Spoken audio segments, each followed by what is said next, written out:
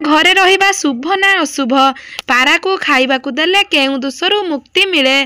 पारा आपणक घरे तार बसा बांधिलानी कि आपण प्रत्येक दिन पारा माननकु खाइबा को देउछंती कि निज छात उपरे आपण माने पारा माननकु पाळुछंती कि जदि आपण माने पारा माननकु पाळुछंती ताहाले एहा द्वारा कोन शनिंकर प्रकोप आम उपरे पड़ी थाए। आसंतु जानिबा एई भिडियो रे। जानिबा आगुरु वीडियो गोटे लाइक करी चैनल को गोटे सब्सक्राइब निहाती कर दियंतु। प्रथमे जानिबा आम घर को पारा आसीबा शुभ ना अशुभ होइथाए। पारा को माँ लक्ष्मी सहित मध्य जोड़ा जाए। आपण मान घर को पारा आसीबा शुभ होता है और माँ लक्ष्मी कृपा मध्य मिली थाए। और आपण मैंने प्रतिदिन पारा को खाइबा को देले शुभ होता है। क्या खाद्य दान करबा संपूर्ण भाव में पुण्य फल होता है। जदि आपण घर को प्रत्येक दिन पारा आसती और खाइबा पाई ताहाले अत्यंत शुभ होता है और माँ लक्ष्मी आशीर्वाद मिली थाए। तेबे शनि राहु केतुंकर खराब दृष्टि मुक्ति मिली थाए। कारण पारा को शनि सहित तुलना करा जाई थाए।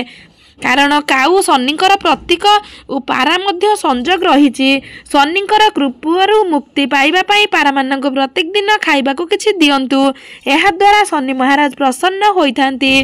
घरर दक्षिण और पश्चिम दिगरे जदि पारा को खाइबा पाई दियंती ताहाले आपणकर पाई शुभ होइथाए। पारा को शब्द रे आपणकर घर नकारात्मक प्रभाव सब दूर हेब और वास्तु दोषरु मुक्ति मिली थाए।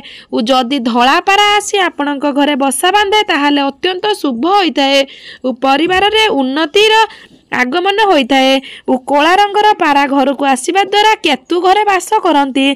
से आपण कला रंगर पारा को घरे बसा बांधिया पाई दियंतु नाही। सेथिपाई कला पारा को घरे रहिबा अशुभ होता है और खराब दृष्टि पड़ी थाए। और शनि दृष्टि आपणक उपरे उठी गले पारा माने आपे आपे अन्य जगह को पलई थांती। जदि आपणक घरे पारा बसा बनई छंती और तांको अंडा आपणक द्वारा नष्ट होई गला ताहाले यह बहुत अशुभ संकेत देई थाए। और दया करी केबे हेले पारा मानक घरु बाहर करंतु नाही। कारण पारा माने माँ लक्ष्मी सहित जोगाजोग रही थाए। सेथिपाई आपण पारा मानक घरे रहिबा पई दियंतु। ध्यान देबे धला रंगर पारा रहिले अत्यंत शुभ होइथाए। तेणु करी पारा माने घरे बसा बांधिले यह कौनसी क्षतिकार नुहे। यह शुभ संकेत होता है। घरे बसा बांधिबा बहुत शुभ होता है। कारण घर को पारा आसीबार माने माँ लक्ष्मी घर आगमन होता है। कहीं कहीं पारा को माँ लक्ष्मी प्रतीक बोली कही थांती। बंधुगण पक्षी मानू दाना देवा प्राय समस्त पसंद करिथांती। किंतु पारा एक एपरी पक्षी जहाँ को शांतिर प्रतीक बोली विचार करा जाए। ता सहित पारा निज जीवन साथी पाई बहुत सच्चा होता है। पारा मानू दान देवा एक पुण्य काम अटे। सेथिपाई प्राय लोक पारा को दान देवा को पसंद करती। बहुत लोक पारा को निज घर छात उपरे दाना देवा को पसंद करिथांती। किंतु एथिरे किछि सावधानता रहिबा आवश्यक। आपण बहुत शुणिथिबे कि पारा घर छात उपरे दाना देले घर अगणार किंबा घर बाहर जेकोन स्थान रे दाना दिया जाए। जदि घरे किछि असुविधा अछि किंबा पाखरे किछि भल स्थान नाही तेबे ही घर छात उपरे पारा को दाना देई पारिबे। ज्योतिष शास्त्र अनुसार छात को राहु एवं पारा को बुध बोली विचार करा जाय थाए। ज्योतिष शास्त्र अनुसार जो व्यक्ति कुंडली रे राहु एवं बुधंकर मेल होता है तो सेठारे स्थिति खराब हो जाए।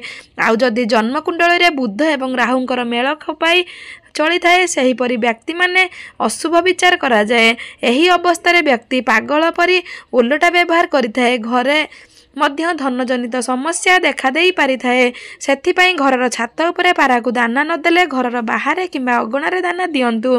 किंतु गोटे कथा मने रखिबे पारा को केबे हेले घरे बसा बांधिबा को देबे नाही। एहा अशुभ बोली विचार करा जाय थाए। कला रंगर पारा को बसा बांधिबा पई जमा भी देबे नाही। आपण धला रंगर पारा को बसा बांधिबा पई देई पारंती। जदि आपणक घरे पाखापाखि पारा नाहंती कि आपण पारा को देखि पारु नाहंती तेबे गोटिए काम करंतु। सबुदिन किछि दाना एवं पानी गोटिए खोला स्थान रे रखंतु जहा द्वारा कि बाहरर पक्षी माने ताकू देखि पारिबे। एपरि किछि दिन करिबा परे पारा माने आसी जिबाकू लागि थांती। पारा माननकू एपरि दाना देबा द्वारा माँ लक्ष्मी आपणक उपरे प्रसन्न रहिथांती एवं आपणकर धनजनित समस्त समस्या दूर हेबाकू लागि थाए। ପାରାମାନଙ୍କୁ ଖାଇବା ପାଇଁ ଦେଲେ ମା ଲକ୍ଷ୍ମୀ ସନ୍ତୁଷ୍ଟ ହୋଇଥାନ୍ତି ଓ ଆପଣଙ୍କର ଧନଜନିତ ସବୁ ସମସ୍ୟା ଦୂର କରିଥାନ୍ତି ଓ ଆପଣଙ୍କୁ ଧନର ଆଗମନର ବାଟ ଖୋଲି ଯାଇଥାଏ। ଦୟାକରି ପାରାମାନଙ୍କୁ କେବେ ଘଉଡ଼ାନ୍ତୁନି କି ପାରାର ଅଣ୍ଡାକୁ କେବେ ନଷ୍ଟ କରନ୍ତୁନି। ଏହାଦ୍ୱାରା ଆପଣଙ୍କୁ ପାପ ଲାଗିଥାଏ। ଘରେ ଧଳା ପାରା ବାସ କଲେ ମା ଲକ୍ଷ୍ମୀଙ୍କର ପ୍ରଭାବ ଆପଣଙ୍କ ଉପରେ ନିଶ୍ଚୟ ରହିଥାଏ ଓ କଳା ରଙ୍ଗର ପକ୍ଷୀ ବାସ କଲେ ଏହା ଅତ୍ୟନ୍ତ ଅଶୁଭ ହୋଇଥାଏ। ତେଣୁ ଦୟାକରି ଗ୍ରି କଲର ପାରା କିମ୍ବା କଳା ରଙ୍ଗର ପାରାକୁ ଘରେ ବସା ବାନ୍ଧିବା ପାଇଁ ଦିଅନ୍ତୁ ନାହିଁ। ଏହାଦ୍ୱାରା ଆପଣଙ୍କର କିଛି ଦୁର୍ଘଟଣା ବା ଅଶୁଭ ହୋଇପାରେ। ତେଣୁ ଦୟାକରି ପାରା ରହିବା ପାଇଁ ଘର ବାହାରେ କିଛି ସ୍ଥାନ କରିଦିଅନ୍ତୁ। ପାରାର ଅଣ୍ଡାକୁ କେବେ ହେଲେ ନଷ୍ଟ କରନ୍ତୁ ନାହିଁ। ଭିଡ଼ିଓଟି କେମିତି ଲାଗିଲା କମେଣ୍ଟ କରିବା ପାଇଁ ଜମା ବି ଭୁଲିବେନି। ପାରା ଯଦି ଆପଣଙ୍କ ଘରେ ବସା ବାନ୍ଧିଥାଏ ତାହେଲେ ତାକୁ ପ୍ରତ୍ୟେକ ଦିନ ଆପଣ ଖାଇବା ପାଇଁ ନିଶ୍ଚୟ ଦିଅନ୍ତୁ। ଯାହାଦ୍ୱାରା ପାରାମାନେ ସୁରକ୍ଷିତରେ ରହିବା ସହିତ ଆପଣଙ୍କର ଉନ୍ନତି ହେବ ଓ ପାରାମାନଙ୍କର ଆଶୀର୍ବାଦ ଆପଣଙ୍କ ଉପରେ ନିଶ୍ଚୟ ରହିବ। ପାରାମାନଙ୍କୁ ସବୁବେଳେ ଭଲ ପାଇବା ଦିଅନ୍ତୁ ଓ ଖାଇବା ପାଇଁ ଦିଅନ୍ତୁ। ପାରାଙ୍କୁ କେବେ ହେଲେ ମାରନ୍ତୁ ନାହିଁ କିମ୍ବା ଘରୁ ଘଉଡ଼ାଇ ଦିଅନ୍ତୁ ନାହିଁ, ଯାହାଦ୍ୱାରା ମା ଲକ୍ଷ୍ମୀ କୋପ ପ୍ରକାଶ କରିବେ। ଦର୍ଶକ ବନ୍ଧୁ, ଆଜି ପାଇଁ ଭିଡ଼ିଓଟି ଏତିକି। କେମିତି ଲାଗିଲା କମେଣ୍ଟ ବକ୍ସରେ ନିହାତି ଜଣାଇବେ। ରହୁଛୁ, ନମସ୍କାର, ଜୟ ଜଗନ୍ନାଥ, ଓମ୍ ନମଃ ଶିବାୟ।